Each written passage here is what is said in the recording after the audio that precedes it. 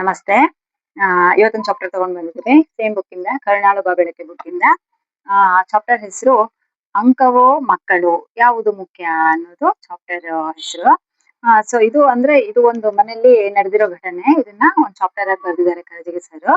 ಆ ಅಂದ್ರೆ ಅದನ್ನೇ ಹೇಳ್ತಾ ಇದ್ದಾರೆ. ಬೆಳಗ್ಗೆ ಎಲ್ಲರ ಮನೆಯಲ್ಲೂ ನಡೆಯೋ ಒಂದು ವಿಷಯನೇ ಇದು. ಪ್ರತಿಯೊಬ್ಬರ ಮನೇಲೂ, ನಮ್ಮ ಮನೇಲೂ, ನಿಮ್ಮ ಮನೇಲೂ, ಎಲ್ಲರ ಮನೇಲೂ ನಡೆಯೋದೆ. ಏನು ಅಂದ್ರೆ ಬೆಳಗ್ಗೆ ನೋಡಿ ಸ್ವಲ್ಪ ಹೊತ್ತು ಒಂದು 2-3 ಅವರ್ಸ್ ಹೆಣ್ಮಕ್ಳಿಗೆ ಎಷ್ಟು ಕಷ್ಟ ಆಗುತ್ತೆ ಅಂದ್ರೆ ಮಕ್ಕಳನ್ನ ಎಬ್ಸ್ಬೇಕು, ಸ್ನಾನ ಮಾಡಿಸ್ಬೇಕು, ರೆಡಿ ಮಾಡ್ಬೇಕು, ಯೂನಿಫಾರ್ಮ್, ಸ್ಕೂಲು, ಆಮೇಲೆ ಇದು ಟಿಫನ್ ರೆಡಿ ಮಾಡ್ಬೇಕು, ಬರೀ ಬಾಕ್ಸ್ ಹಾಕ್ಬೇಕು, ಬಾಟಲ್ ತುಂಬಬೇಕು, ಶೂ ಸಾಕ್ಸ್ ಒರೆಸ್ಬೇಕು.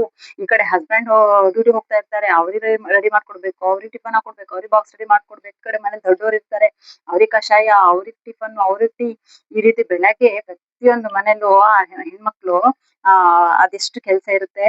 ಅವರಿಗೆ ದೇವ್ರು 10 ಕೈ ಕೊಡ್ಬೇಕಿತ್ತು ಆ ಟೈಮಲ್ಲಿ ಅಂತ ಕರದಿಗೆ ಸರ್ ಹೇಳ್ತಾ ಇದ್ದಾರೆ. ಆ ಟೈಮಲ್ಲಿ ಆ ಒಂದು 2-3 ಅವರ್ಸ್ ಬೆಳಗ್ಗೆ ಟೈಮು ಮನೆ ಆ ಗೃಹಿಣಿಗೆ, ಆ ಹೆಣ್ಣಿಗೆ 10 ಕೈ ಕೊಟ್ರು ಸಾಲದಪ್ಪ ಅಂತ ಹೇಳಿ ಕರದಿಗೆ ಸರ್ ಹೇಳ್ತಾ ಇದ್ದಾರೆ. ಹಾಗೆ ಒಂದ್ ಮನೆ ಇರುತ್ತೆ, ಅದು ರಿಯಲ್ ಆಗಿ ನಡೆದಿರೋ ಘಟನೆ ಈ ಮನೆಯಲ್ಲಿ. ಅದನ್ನ ಒಂದು ಚಾಪ್ಟರ್ ಬರ್ದಿದ್ದಾರೆ. ಸೊ ನೋಡೋಣ. ಆ ಮನೇಲೂ ಹಾಗೇನೆ ಆ ಹೆಣ್ಣು, ಆ ಗೃಹಿಣಿ ಇರ್ತಾರಲ್ವಾ ಆ ಲೇಡಿ, ಬೆಳಗ್ಗೆ ಎದ್ದು ಅದು ಇದು ಅದು ಟಿಫನ್ ಬಾಕ್ಸ್, ಅವ್ರು ಒಬ್ರು ಚಪಾತಿ ಬೇಡ ಅಂತಾರೆ, ಒಬ್ರು ರೋಟಿ ಬೇಕು ಅಂತಾರೆ, ಒಬ್ರು ಚಿತ್ರಾನ್ನ ಬೇಕು ಅಂತಾರೆ. ಈ ರೀತಿ ಕೆಲಸ ಮಾಡಕ್ ಶುರು ಮಾಡಿರ್ತಾರೆ. ಮಾಡ್ತಾ ಇದ್ದಾಗ ಡಬ್ಬಿ ರೊಟ್ಟಿ ಹಾಕೋದು ಹಿಂಗೆ ಮಾಡ್ತಾ ಇರ್ತಾರೆ. ಎಲ್ಲಾ ಕೆಲ್ಸನೂ ಮಾಡಿ ಪುರ್ಸೋತಿಲ್ದಂಗ್ ಮಾಡ್ತಾ ಇರ್ತಾರೆ. ಆಗ ಅದ್ ಮಾಡ್ತಾ ಇರುವಾಗ ಎರಡನೇ ಮಗ, ಚಿಕ್ಕ ಮಗನಿಗೆ ತಲೆ ಬಾಚ್ತಾ ನಿಂತಿರ್ತಾರೆ. ಆಗ ಅವ್ರ ಮನೆ ಕೆಲ್ಸದಲ್ಲೊಬ್ಳು ರಾಮಣ್ಣ ಅಂತ ಇರ್ತಾರೆ. ರಾಮಣ್ಣ ಅಂತ ಮನೆ ಕೆಲ್ಸದಲ್ಲಿ ಇರ್ತಾರೆ. ಆ ರಾಮಣ್ಣ ಬರ್ತಾರೆ. ಬಂದು ಅವನ್ ಮುಖದಲ್ಲಿ ಆತಂಕ ಇರುತ್ತೆ. ಅವನೇನಂತ ಕೇಳ್ತಾನೆ, ಅಮ್ಮವ್ರೆ ಕೆಳಗಡೆ ಕೋಣೆಲಿ ಯಾರಿದ್ದಾರೆ ಅಂತ ಕೇಳ್ತಾನೆ. ಆಗ ಅವ್ರಿಗೆ ಅನ್ಸುತ್ತೆ, ಯಾಕೋ ರಾಮಣ್ಣ ಡಿಸ್ಟರ್ಬ್ ಆಗಿದಾನಲ್ಲ. ಪ್ರತಿದಿನ ಯಾವಾಗ್ಲೂ ನಗ್ತಾ ನಗ್ತಾ ಇರ್ತಾ ಇದ್ದಿದ್ ರಾಮಣ್ಣ ಇವತ್ತು ಯಾಕೆ ಮುಖದಲ್ಲಿ ಭಯ, ಆತಂಕ ಇದೆಯಲ್ಲ ಅಂತ ಅವಳಿಗೆ ಅನ್ಸುತ್ತೆ. ಆದ್ರೆ ಅವಳಿಗೆ ತುಂಬಾ ಪ್ರೆಷರ್ ಇರುತ್ತೆ. ಮಕ್ಕಳನ್ನ ಸ್ಕೂಲಿಗೆ ಕಳಿಸ್ಬೇಕು, ಗಂಡಗ ಆಫೀಸಿಗೆ ಕಳಿಸ್ಬೇಕು, ಅದೆಲ್ಲ ಪ್ರೆಷರ್ ಇರೋದ್ರಿಂದ ಯಾಕೆ ಅಂತ ಕೇಳೋಕ್ ಟೈಮ್ ಇರಲ್ಲ. ನೀನೇ ನೋಡ್ಬಾರ್ದ ರಾಮಣ್ಣ, ಕೆಳಗೆ ಯಾರಿದ್ದಾರೆ ಅಂತ ನಿನ್ಗೆ ಗೊತ್ತಿಲ್ವಾ? ನೋಡ್, ನಾನು ಎಷ್ಟೊಂದು ಬಿಸಿ ಇದೀನಿ, ಎಷ್ಟೊಂದ್ ಕೆಲ್ಸ ಇದೆ, ನೀನೇ ಹೋಗ್ ನೋಡು ಅಂತ ಹೇಳಿ ಹೇಳ್ತಾಳೆ. ಸರಿ ಅಂತ ಹೇಳಿ ಮತ್ತೆ ಅವ್ರು ಹೋಗ್ತಾರೆ. ಹೋಗ್ ಬಂದ್ಮೇಲೆ ಮತ್ತೆ ಇದು ಬರ್ತಾನೆ. ಬಂದು ಅಮ್ಮೋರೆ ಕೆಳಗಡೆ ರೂಮಲ್ಲಿ ಯಾರಿದ್ದಾರೆ ಅಂತ ಕೇಳ್ತಾನೆ. ಅಂದ್ರೆ ಫಸ್ಟಿಗೆ ಏನ್ ಹೇಳ್ತಾನೆ, ಕೆಳಗಡೆ ಕೋಣೆಲಿ ಯಾರಿದ್ದಾರೆ ಅಂತ ಕೇಳ್ತಾನೆ. ಆಮೇಲೆ ಯಾರಿದ್ದಾರೆ ನೀನೇ ನೋಡ್ಬಾರ್ದಾ ಅಂತ ಹೇಳಿ ಹೇಳ್ತಾಳೆ ಅವಳು. ಹೇಳೋದ್ಮೇಲೆ ಮತ್ತೆ ರಾಮಣ್ಣ ಬರ್ತಾನೆ. ಬಂದು ಅಮ್ಮ ಅನುರಾಗ್ ಎಲ್ಲಿದ್ದಾನೆ ಅಂತ ಕೇಳ್ತಾನೆ.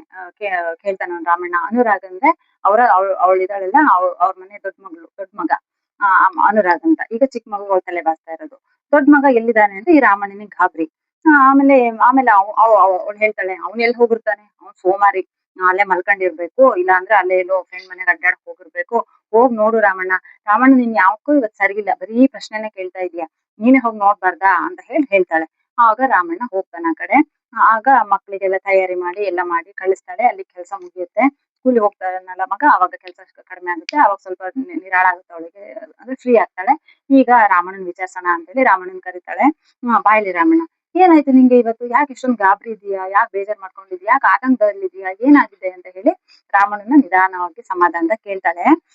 ಆಗ ಅವ್ನ್ ಹೇಳ್ತಾನೆ, ಅಮ್ಮ ಅನುರಾಗು ಕೋಣೆಲಿಲ್ಲ. ಆಮೇಲೆ ಅವ್ನ್ ಹೊರಗ್ ಹೋಗಿದ್ದನ್ನ ವಾಚ್ಮ್ಯಾನ್ ಸಹ ನೋಡಿಲ್ಲಂತೆ. ವಾಚ್ಮ್ಯಾನ್ ಹೋಗಿ ಕೇಳ್ದೆ ನಾನು, ಅನುರಾಗ್ ಹೊರಗ್ ಹೋದ್ನ ಅಂತ. ಇಲ್ಲ, ಅವ್ರು ಹೊರಗ್ ಹೋಗಿಲ್ಲ ಅಂತ ಹೇಳಿ ವಾಚ್ಮ್ಯಾನ್ ಸಹ ಹೇಳಿದ್ರು. ನನಗೆ ಇದು ಗಾಬರಿ ಆಗ್ತಾ ಇದೆ ಅಮ್ಮ ಅಂತ ಹೇಳ್ತಾನೆ ಅವ್ನ್ ರಾಮಣ್ಣ. ಆಗ ಅವಳೇನ್ ಹೇಳ್ತಾಳೆ, ಅದಕ್ಕೆಲ್ಲ ಏನು ಬೇಜಾರು, ಗಾಬರಿ ಪಡ್ತಾ ಇದೀಯಾ? ಹೋಗು, ಅವ್ನ್ ಫ್ರೆಂಡ್ಸ್ ಅಕ್ಕಪಕ್ಕ ಮನೆ ಫ್ರೆಂಡ್ಸ್ ಎಲ್ಲ ಇದಾರಲ್ಲ, ಅವ್ರನ್ನ ಕೇಳು, ಅವ್ರ ಜೊತೆ ಹೋಗಿರ್ತಾನೆ ಅಂತ ಹೇಳ್ತಾಳೆ. ಇಲ್ಲಮ್ಮ, ಅವ್ರ ಫ್ರೆಂಡ್ಸ್ನು ವಿಚಾರಿಸ್ದೆ, ಅವ್ರ ಫ್ರೆಂಡ್ಸು ಹೇಳಿದ್ರು ನಾವ್ ನೋಡಿಲ್ಲ, ಅವ್ನು ಇವತ್ತು ಬಂದಿಲ್ಲ ಅಂತ ಅವ್ರ ಫ್ರೆಂಡ್ಸು ಸಹ ಹೇಳಿದ್ರು ಅಂತ ಹೇಳಿ ಅವ್ಳು ಹೇಳ್ತಾನೆ ಅವ್ನ್ ರಾಮಣ್ಣ. ಆಮೇಲೆ ಆ ರೂಮ್ ಇದೆಯಲ್ಲಮ್ಮ, ರೂಮ್ ಬಾಗಿಲ್ನ 15 ನಿಮಿಷ ಬಿಡದೆ ಜೋರಾಗಿ ತಟ್ದೆ. ಆದ್ರೆ ಒಳಗಿಂದ ಡೋರ್ ಲಾಕ್ ಆಗಿದೆ ಅಮ್ಮ, ಯಾರು ತೆಗಿತಾ ಇಲ್ಲ. ಒಳಗಡೆ ಯಾರೋ ಇದಾರೆ, ಆದ್ರೆ ಡೋರ್ ಮಾತ್ರ ಲಾಕ್ ಆಗಿದೆ, ಒಳಗಡೆಯಿಂದ ಲಾಕ್ ಆಗಿದೆ ಅಂತ ಹೇಳಿ ರಾಮಣ್ಣ ಹೇಳ್ತಾನೆ. ಹೇಳಿದ ತಕ್ಷಣ ತಾಯಿ ಎದೆ ಧಸಕ್ ಅಂದ್ಬಿಡುತ್ತೆ. ಹೌದಾ, ಅಯ್ಯೋ ರಾಮಣ್ಣ, ನಿನ್ ಮಾತಿನ ಅರ್ಥ ಏನು? ಅನುರಾಗು ಹೊರಗ್ ಹೋಗಿಲ್ಲ, ಮತ್ತೆ ಕೋಣೆ ಬಾಗ್ಲು ಒಳಗಿಂದ ಹಾಕಿದ್ದಾರೆ ಅಂತ ಹೇಳ್ತಾ ಇದೀಯಾ? ಅಂದ್ರೆ ಅನುರಾಗು ಕೋಣೆಯ ಒಳಗೆ ಲಾಕ್ ಮಾಡ್ಕೊಂಡಿದ್ದಾನೆ ಅಂತ ನಿನ್ ಮಾತಿನ ಅರ್ಥ? ಅಯ್ಯೋ, ಬಾಗ್ಲಿಗೆ ಹೇಗ್ ತೆಗಿತಾ ಇಲ್ಲ, ಏನಾದ್ರು ಮಾಡ್ಕೊಂಡ್ ಬಿಟ್ನಾ ಅನುರಾಗು ಅಂತ ಹೇಳಿ ಗಾಬರಿಯಿಂದ ಉಸಿರು ಬಿಡ್ತಾಳೆ. ಆ ಅಮ್ಮ ಕೆಳಗ್ ಓಡ್ ಹೋಗ್ತಾಳೆ. ಓಡ್ ಹೋದ ತಕ್ಷಣ ಅವಳ ಹಿಂದೆ ರಾಮಣ್ಣನು ಓಡ್ ಹೋಗ್ತಾನೆ. ಓಡ್ ಹೋಗಿ ಬಾಗಿಲು ಜೋರಾಗಿ ತಟ್ತಾರೆ. ಅನುರಾಗ್, ಬಾಗಿಲು ತೆಗಿ ಪ್ಲೀಸ್ ಕಣೋ, ಬಾಗಿಲು ತೆಗಿ ಅಂತ ಹೇಳಿ ಪಾಪ ಅವ್ರಮ್ಮ ಜೋರಾಗಿ ಅಳ್ತಾ ಜೋರಾಗಿ ಬಾಗಿಲು ತಟ್ತಾರೆ. ರಪನೆ ಬಾಗಿಲಿನ ಬಡಿತಾರೆ ತಾಯಿ. ಅವ್ರಿಗೆ ಎದೆ ಹಾರ್ತಾ ಇರುತ್ತೆ. ಅಯ್ಯೋ, ನನ್ ಮಗುಗೆ ಏನೋ ಆಗಿದೆ, ಅವ್ನೇನೋ ಮಾಡ್ಕೊಂಡ್ಬಿಟ್ನಾ ಅಂತ ಹೇಳಿ ಅವ್ರಿಗೆ ತುಂಬಾ ಎದೆ ಪಡ್ಕೊಂತಾ ಇರುತ್ತೆ. ಆಮೇಲೆ ಮನಸ್ಸಂತೂ ಮುಗ್ದೇ ಹೋಯ್ತು. ಅಷ್ಟೊಂದು ಅವ್ರಿಗೆ ಏನೋ ಆಗ್ಬಿಟ್ಟಿದೆ ಅನ್ನೋಷ್ಟು ಗಾಬರಿ ಆಗ್ಬಿಡ್ತು. ಆಗ ಅವ್ರಿಗೆ ನೆನಪಾಗುತ್ತೆ. ಓಹ್! ನಿನ್ನೆ ರಾತ್ರಿ ಆಗಿದ್ ಘಟನೆ ಅವ್ರಿಗೆ ನೆನಪಾಗುತ್ತೆ. ಅಂದ್ರೆ ಅನುರಾಗ್ ಓದ್ತಾ ಇರಲ್ಲ ಜಾಸ್ತಿ. ಅಂದ್ರೆ ತುಂಬಾ ತುಂಟ. ಬರೀ ಬೇರೆದಕ್ಕೆ ಟೈಮ್ ಕೊಡ್ತಿರ್ತಾನೆ. ಓದೋದಕ್ಕೆ ಜಾಸ್ತಿ ತಲೆ ಕೆಡಿಸ್ಕೊಳ್ತಾ ಇರಲ್ಲ. ಸೀರಿಯಸ್ ಆಗಿ ಓದಲ್ಲ. ಅದಕ್ಕೆ ಅವ್ರ ಅಪ್ಪ ಅಮ್ಮ ಇಬ್ರೂನು ಕ್ಲಾಸ್ ತಗೊಂಡಿರ್ತಾರೆ ನೈಟ್ ಅವ್ನಿಗೆ ಅನುರಾಗ್‌ಗೆ. ಅವ್ರ ದೊಡ್ಡ ಮಗು ಕ್ಲಾಸ್ ತಗೊಂಡಿರ್ತಾರೆ. ನೀನ್ ಸರಿಯಾಗಿ ಓದಲ್ಲ, ಮಾಡಲ್ಲ. ಈ ಸಲಿ SSLC ಏನಾದ್ರು ಪರೀಕ್ಷೆಲಿ ನೀನ್ 100ಕ್ಕೆ 100 ಮಾರ್ಕ್ಸ್ ತೆಗಿಲಿಲ್ಲ ಅಂದ್ರೆ ನಿನ್ನೊಂದ್ ಕಾಲೇಜಿಗೆ ಕಳ್ಸಲ್ಲ ನೋಡು ಅಂತ ಹೇಳಿ ಚೆನ್ನಾಗ್ ಕ್ಲಾಸ್ ತಗೊಂಡಿರ್ತಾರೆ ಆ ಮಗನಿಗೆ. ಅವಾಗ ಅವನು ತುಂಬಾ ಅಳ್ತಿರ್ತಾನೆ. ಅವ್ರ ಅಪ್ಪ ಅಮ್ಮ ಬೈವಾಗ ಅಳ್ತಿರ್ತಾನೆ, ಬೇಜಾರ್ ಮಾಡ್ಕೊಂಡಿರ್ತಾನೆ. ಇವ್ರು ಬೈಯೋದನ್ನ ನೋಡಿ ತುಂಬಾ ಅಪ್ಸೆಟ್ ಆಗಿರ್ತಾನೆ.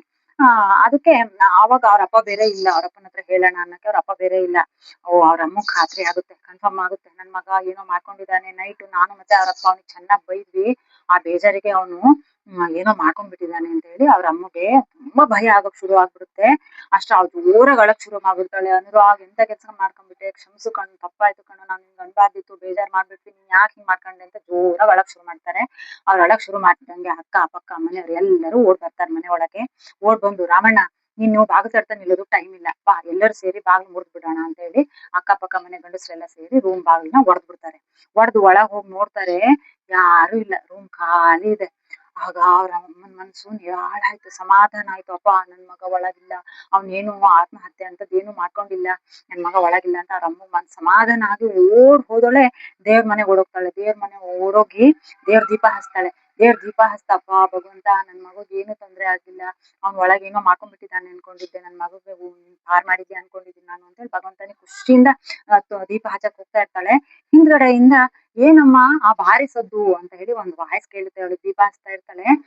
ಹಿಂದ್ಗಡೆಯಿಂದ ಅವ್ರ ಮಗ ಅನುರಾಗ್ ಸುಸೈಡ್ ಮಾಡ್ಕೊಂಡಿದ್ದಾನೆ ಅನ್ಕೊಂಡಿರ್ತಾಳಲ್ಲ, ಅವನೇ ಬಂದು ಹಿಂದ್ಗಡೆಯಿಂದ ಅದೇ ಬಾಗಿಲು ಮುರಿಯೋದಕ್ ಸೌಂಡ್ ಆಗುತ್ತಲ್ಲ, ಆ ಸೌಂಡ್ ಕೇಳಿ ಕೆಳಗೆ ಬಂದಿರ್ತಾನೆ. ಮೇಲೆ ಹೋಗಿರ್ತಾನೆ ಅವನು, ಮನೆ ಮೇಲೆ ಟೆರೇಸ್ ಮೇಲೆ ಕೂತಿರ್ತಾನೆ. ಕೆಳಗ್ ಬಂದು ಏನಮ್ಮ ಭಾರಿ ಸದ್ದು ಅಂತ ಹೇಳಿ ಕೇಳ್ತಾನೆ. ಅದು ಧ್ವನಿ ಅನುರಾಗ್ದು. ಅಮ್ಮ ತಿರುಗಿ ನೋಡಿದ್ರು, ಕ್ಷಣದಲ್ಲಿ ಥಟ್ಟನೆ ಎದ್ದು ಓಡ್ ಬಂದು ಮಗನ್ ಜೋರಾಗಿ ಅಪ್ಕೊಂಡ್ಬಿಡ್ತಾರೆ. ಅಪ್ಕೊಂಡ್ ಜೋರಾಗಿ ಅಳಕ್ ಶುರು ಮಾಡ್ಬಿಡ್ತಾರೆ. ಅಯ್ಯೋ ನನ್ ಮಗ ಬಂದ್ಬಿಟ್ಟ, ಅವನಿಗೆ ಏನು ಆಗಿಲ್ಲ ಅಂತ ಹೇಳಿ ಮಗನ್ ನೋಡಿದ ತಕ್ಷಣ ಜೋರಾಗಿ ತಪ್ಕೊಂಡ್ ಅಳಕ್ ಶುರು ಮಾಡ್ಬಿಡ್ತಾಳೆ. ಎಲ್ಲಿಗ್ ಹೋಗಿದ್ಯೋ ನೀನು ಅಂತ ಹೇಳಿ ಅಳ್ತಾಳೆ. ಕೇಳ್ತಾಳೆ, ನಾನೆಲ್ಲಿ ಹೋಗಿದ್ದೆ ಅಮ್ಮ, ಮಾಳಿಗೆ ಮೇಲೆ ಪೇಪರ್ ಓದ್ತಾ ಕೂತಿದ್ದೆ, ನಾನ್ ಮನೆ ಮೇಲೆ ಪೇಪರ್ ಓದ್ತಾ ಕೂತಿದ್ದೆ ಅಂತ ಮಗ ಹೇಳ್ತಾನೆ. ಆ ಉತ್ತರ ಕೇಳಕ್ಕೆ ಅವಳಿಗೆ ಎಲ್ಲಿ ಕೇಳಿಸ್ಕೊಳಕ್ಕೂ ಎಲ್ಲಿ ಮನ್ಸಿದೆ. ನನ್ ಮಗ ಬದುಕ್ ಬಂದ ಅನ್ನೋ ಆ ಖುಷಿ ಸಂಭ್ರಮನೇ ಅವಳಿಗೆ ಇದೆ. ಇನ್ನ ಅವ್ನ ಉತ್ತರ ಹೇಳೋದ್ ಎಲ್ಲಿ ಕೇಳಿಸ್ಕೊತಾಳಲ್ವಾ. ಅದ್ ಅವಳಿಗೆ ಬೇಕಾಗೂ ಇರ್ಲಿಲ್ಲ, ಆ ಉತ್ತರ ಅವಳಿಗೆ ಬೇಕಾಗೂ ಇರ್ಲಿಲ್ಲ. ನನ್ ಮಗ ಬದುಕ್ ಬಂದ ಅಂತ ಅದೇ ಅಷ್ಟು ಸಮಾಧಾನ ಅವಳಿಗೆ. ಅಮ್ಮನಿಗೆ ಈಗ ಅರ್ಥ ಆಯ್ತು, ತನಗೆ ತನ್ನ ಮಗನ ಮಾರ್ಕ್ಸ್ಗಿಂತ ನನ್ನ ಮಗನ ಜೀವನವೇ, ಮಗನ ಜೀವನೇ ದೊಡ್ಡದು ಅಂತ ತಾಯಿಗೆ ಅರ್ಥ ಆಯ್ತು. ಮರು ವರ್ಷ ಅಂದ್ರೆ ಮುಂದಿನ ವರ್ಷ ಫೇಲ್ ಆದ್ರೆ ಅಥವಾ ಮಾರ್ಕ್ಸ್ ಕಡಿಮೆ ತಗೊಂಡ್ರೆ ಮುಂದಿನ ವರ್ಷ ಮತ್ತೆ ಅಂಕಪಟ್ಟಿ ಬಂದೀತು. ಹೊಸ ಮಗು ಬಂದಿತ್ತೆ. ಅಂಕಗಳ ಆತುರದಲ್ಲಿ ಮಕ್ಕಳನ್ನು ಕಳೆದುಕೊಳ್ಳುವುದು ಬೇಡ ಅಂತ ಹೇಳಿ ಯುವರಾಜ್ ಕರ್ಜಗಿ ಸರ್ ಹೇಳ್ತಾ ಇದ್ದಾರೆ. ನೋಡಿ ಎಷ್ಟ್ ಚೆನ್ನಾಗಿದೆ.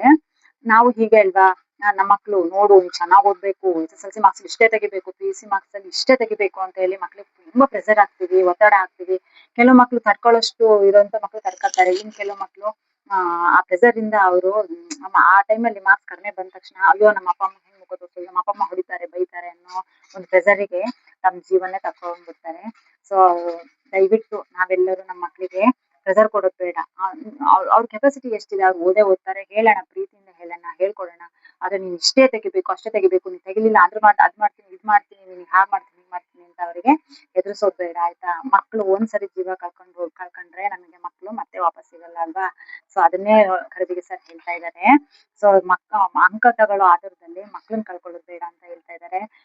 ನಾವು ಇವಾಗ ಚೆಕ್ ಮಾಡ್ಕೋಬೇಕಾಗಿದೆ. ಯಾಕೆಂದ್ರೆ ನಮ್ಮ ಮಕ್ಳಿಗೆ ನೀನ್ ಅಷ್ಟೇ ಮಾರ್ಕ್ಸ್ ತೆಗಿ, ಇಷ್ಟೇ ಮಾರ್ಕ್ಸ್ ತೆಗಿ ಅಂತ ಹೇಳ್ತಾ ಇದೀವ, ಅವ್ರಿಗೆ ಪ್ರೆಷರ್ ಹಾಕ್ತಾ ಇದೀವ, ಅವ್ರಿಗೆ ಒತ್ತಡ ಹಾಕ್ತಾ ಇದೀವ ಅಂತ ನಾವು ಈ ಕಥೆಯಿಂದ ನೋಡ್ಕೋಬೇಕಾಗಿದೆ. ಸೊ ನಾವು ನಮ್ಮ ಮಕ್ಳಿಗೆ ಪ್ರೆಷರ್ ಹಾಕ್ದೆ ಸಪೋರ್ಟ್ ಮಾಡ್ತಾ ಅವ್ರಿಗೆ ಪ್ರೀತಿಯಿಂದ ಹೇಳ್ತಾ, ತಿಳುವಳಿಕೆ ಹೇಳ್ತಾ, ನಮ್ಮ ಮಕ್ಳು ಅಂಕಗಳಿಗಿಂತ ನಮ್ಮ ಮಕ್ಳೇ ಮುಖ್ಯ ಅಂತ ನಮ್ಮ ಮಕ್ಳಿನ ಜೀವನ ನಾವು ಉಳಿಸ್ಕೋಬೇಕಾಗಿದೆ ಅಲ್ವಾ. ಈ ಚಾಪ್ಟರ್ ಇಂದ ನಿಮಗೇನ್ ಅನ್ನಿಸ್ತು, ಈ ಕಥೆ ಇಷ್ಟ ಆಯ್ತಾ? ನೀವ್ ಪ್ರೆಷರ್ ಹಾಕ್ತಾ ಇದ್ದೀರಾ ನೋಡ್ಕೊಂಡು ಮಕ್ಳಿಗೆ ಸಪೋರ್ಟ್ ಮಾಡಿ, ಓಕೆನಾ. ನಿಮ್ ಸಪೋರ್ಟ್ ಹೀಗೆ ಇರ್ಲಿ. Thank you so much.